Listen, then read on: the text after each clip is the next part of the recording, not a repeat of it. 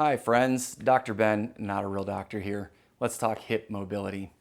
We're going to be working from a tall half kneeling position. Looks like this.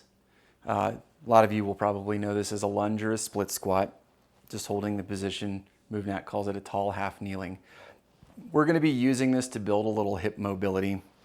You can use this to build some ankle mobility too. So a few points you want to check for. First, your position here. About a 90-degree bend in the knee for what we're doing. And you want a nice straight line, ear, shoulder, hip, knee. If you have a hard time getting into this position, that's okay. We're going to kind of work on that. So first thing you want to do, kind of stop, feel how the position feels for you. If you're feeling unstable, a few things you can do.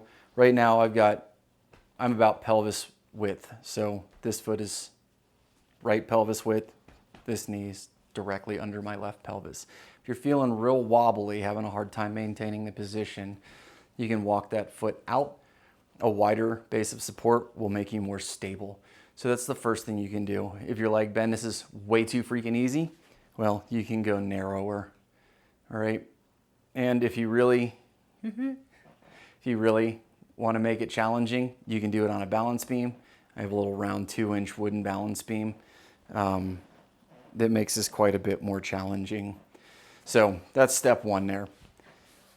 You're going to get into the position and we're just going to do some gentle glides. So you want to maintain this straight line down your left side, right foot forward, and you're just going to shift your weight forward. Try and keep that pelvis from tipping forward.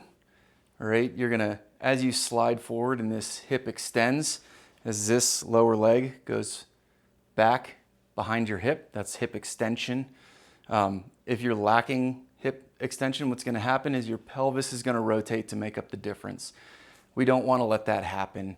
You don't necessarily need to fight it right now, but once your pelvis starts to rotate, that's telling you you're past your useful range of motion. So you're just going to work with what you got, go into an amount of hip extension that you can work with right now. Don't let that pelvis tip. And you're just going to slowly glide forward. If this is uncomfortable, you can move that foot a little bit further. Usually what's going to limit your range of motion on this front leg is going to be your ankle range of motion. As you bring your foot back, it's going to require more ankle range of motion. It's also going to put more stress on the quad and across the knee. So moving the foot forward will make this more comfortable for most people. And you can work with your foot further forward until you're more comfortable, and over time, shift that foot back to work a different range of motion. So we're just going to glide through the position. You want to go very, very slowly because that's going to show you where there are instabilities. If I get to here and I'm feeling a lot of tension or I'm feeling a lot of instability, simple way to address that, just hold this position. All right, you're going to glide into that position, slow and controlled. You're going to get to it and you're going to hold it. And this doesn't have to be like I'm going to murder myself, hold it for 3 minutes. You can hold it for like 5 seconds and then come back. And that's going to be your working range of motion. You're going to slide into your unstable position, hold it for a count of like 3 to 5 seconds, and then you're going to slide back out of the position. All right, this over time, you're going to build strength in that unstable position. Your body's going to get good at stabilizing there, and it will greatly improve your mobility. You're going to be, with this, you'll be at a lower risk of knee injury because your knee will be better able to stabilize in more positions. And that's because the support muscles in your hips and in your ankles are doing their job, the knee's having to do less work to make up the difference. So this is a really, really easy way to start working on that mobility, get those knees functioning properly again, and gain better mobility. The other thing that you can do is you can slide this foot real far forward and you can start working hamstrings and glutes in a more extended position, a lengthened position. All right, this is going to challenge the hamstrings and the glutes a lot more than it's going to challenge the quads. Whereas having your foot closer to your center of gravity is going to challenge the quads more than the hamstrings and glutes. You're going to be working off of your knee a lot more. All right, so there's a couple options: neutral, extended, compressed.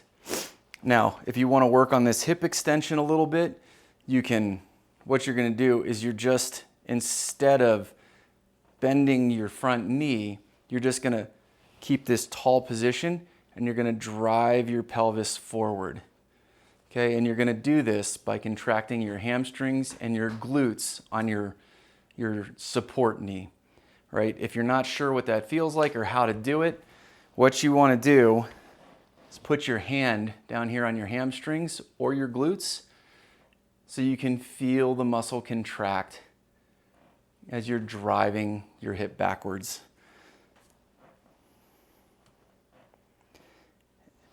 And if you're not really getting a good contraction out of them, you can just take your whole hand, push your fingers into the muscle.